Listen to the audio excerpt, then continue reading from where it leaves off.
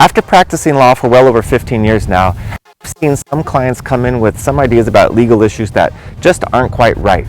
So today we're going to bring you some of the top legal myths our clients come in believing and talk briefly about what the law really is. Okay, so let's begin with myth number one. Myth number one, if you are a victim of a crime, you decide whether to press charges or not. That's not exactly true.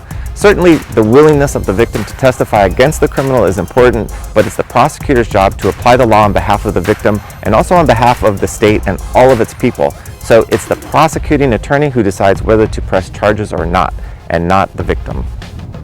Myth numero dos. If you have to retain a lawyer to sue someone and you win, they will have to pay for your attorney.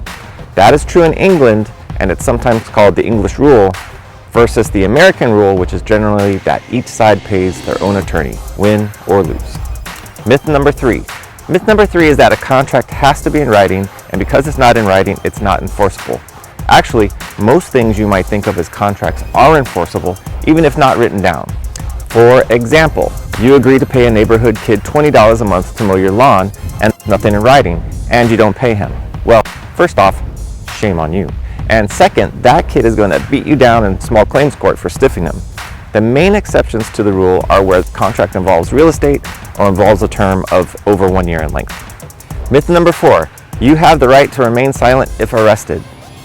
Okay, that's not a myth, just making sure you're still paying attention. Okay, the real myth number four. When your car insurance agent tells you that you have full coverage, that does not necessarily mean that you have every coverage. Generally, the term full coverage means that you have purchased insurance to repair your car even if you are found at fault for the accident. The reason you have full coverage is usually because you have a loan on the car and the bank requires it. However, full coverage does not necessarily mean that you have uninsured or underinsured insurance to pay your medical bills in case of an accident with an injury. Ask your insurance agent if you have uninsured motorist insurance so that you can repair yourself after an accident and not just your car. And finally, myth number five, which is that in a divorce, each party will get half of the property. I also believed this for the longest time because I used to watch Eddie Murphy doing his stand-up routine. Yes, I am that old. Give me half, Eddie! Give me half! But nowadays, most states have moved to some sort of equitable distribution, except California and Texas because they're special states. Equitable distribution meaning the judge will usually determine what's fair, and that's often not 50-50. And there you have it, 5 legal myths debunked, hopefully in the nicest way possible.